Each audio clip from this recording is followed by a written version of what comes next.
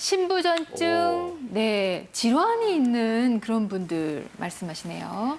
네, 물이 체내에 많이 쌓이게 되면요, 여기저기 부종이 생깁니다. 그리고 폐 같은 데도 물이 차게 되면은 호흡곤란이 생기게 되죠.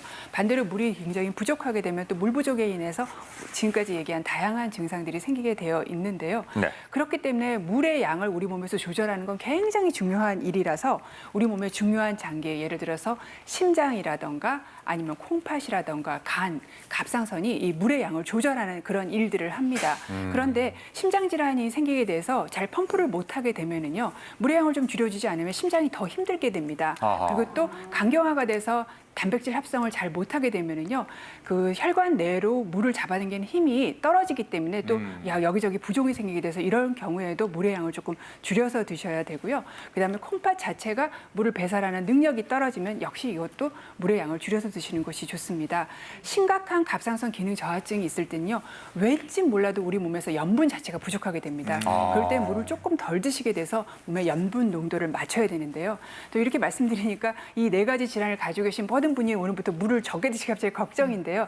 의사가 이런 질환이 있으니까 물을 조금 제한해서 드세요라고 말을 들으신 그분만 물을 조금 제한해서 드시는 것이 필요하고 네. 다른 분들은 괜찮습니다. 네. 근데 이제 저 같은 경우에는 경계성당이라고 병원에 갔더니 물을 조금 더 넉넉히 먹으라고 하는데 근데 왜 그거 외에도 물을 좀 많이 드셔야지 몸에 좋은 분들도 있을 것 같다는 생각이 들거든요. 지금 현재 급성 열성 질환이 열이 나면요, 수분 필요량이 굉장히 많이 늘어납니다. 그래서 네네. 물을 좀 많이 드셔줘야 되고요. 또 반대로 물이 부족하면 열이 잘 떨어지지가 않습니다.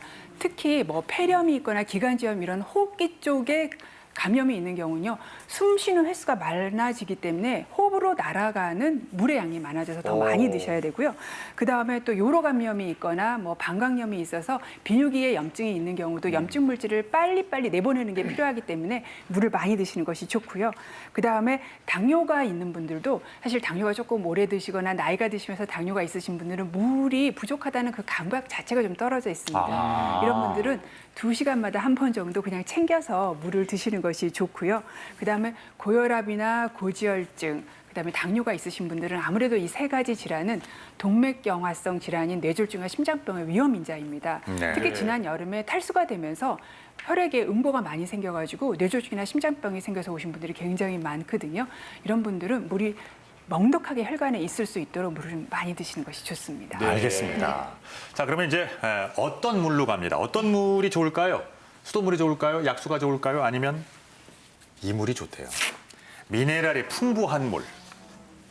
원래 물이라는 것은 이제 그 지하 암만을 타고 나오든지 아니면 계곡수 타고 내려오는 그 물이 약 30가지 이상의 미네랄이 풍부하게 다양하게 포함된 물이 가장 좋은 물인데 네. 현실적으로 그런 물을 우리가 구하기가 어렵지 않습니까? 네. 그래서 아직까지 우리나라는 원수가 괜찮은 편이에요.